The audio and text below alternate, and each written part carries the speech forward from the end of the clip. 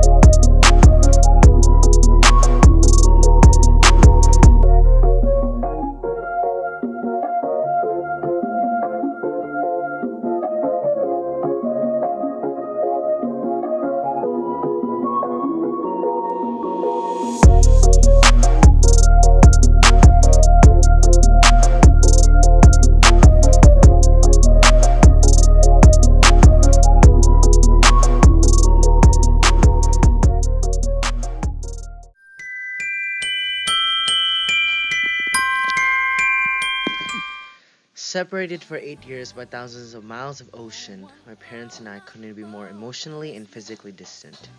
Even though we were apart and I grew up without their presence or guidance, I never grew to hate or resent my parents. The emotional challenge of being so far away from my parents had one redeeming aspect: the opportunity to embrace my familial culture.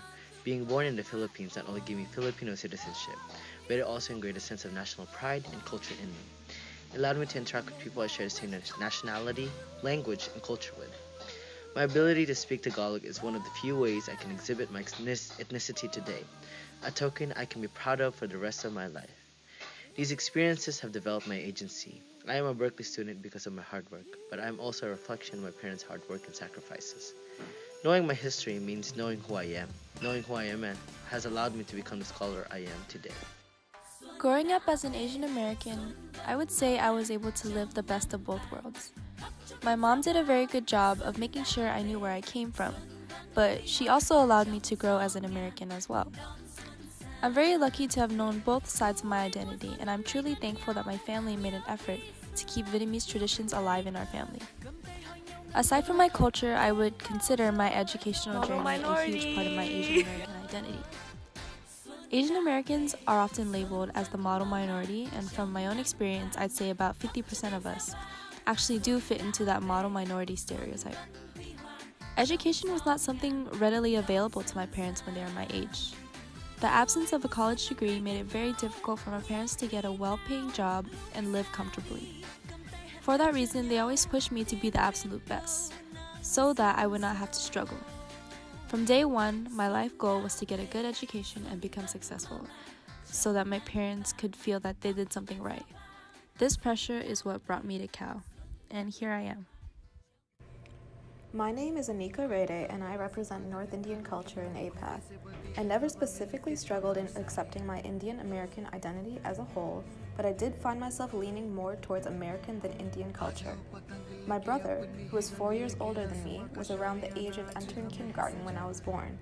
To enforce his understanding of English, rather than our mother tongue Marathi, my parents spoke English around us constantly.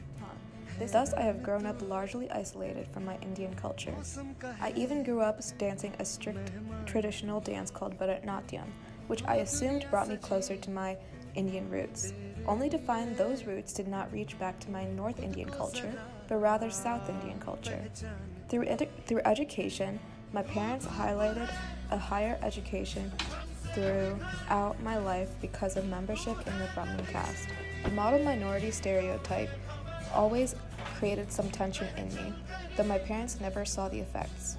I constantly felt pressure, not necessarily from my parents, but rather from myself and my peers, to always get more and better achievements than others. Coming to Cal, I still feel this model minority pressure constantly, but my parents have become much more aware of my fears through small talks of how I feel like I will almost fail a class when the lowest I might get is a C. My parents have assured me that I should just concentrate on my personal learning through my college career rather than comparing myself to others. This is still something I need to master here at Cal.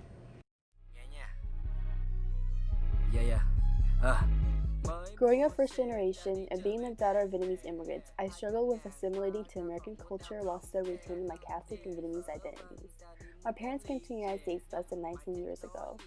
I never had such a great relationship with my extended family and looked towards my church or my school for a community I could count on and rely. My classroom always lacked the resources that allowed us to learn what we needed to know. Therefore, I took it upon myself to find free summer programs, SAT and SAT prep, and college completion programs because no one could ever watch me after school. Sophomore year, I applied for Vision 2016 ACE, a high school outreach program put on by Cal VSA, because I never stopped to think about my identity or who I was as a Vietnamese American. It changed my life. In fact, I was inspired to create my own Vietnamese community at my own high school to cultivate cultural awareness after I came back from Vision. Oakland High VSA allowed me to be someone to make a change and educate people what it meant to be a Vietnamese American, and I am very grateful. This is our story here at Berkeley so far. Let's see what comes next. Mà mày không có tiền, miệng mày thui mày ngựa giống sering. Tao dẫn bạn gái của tao đi uống bubble tea. Tao thích ăn cá, tao đi ăn sushi. Tao lái tới mall, tao đi mua cái LV.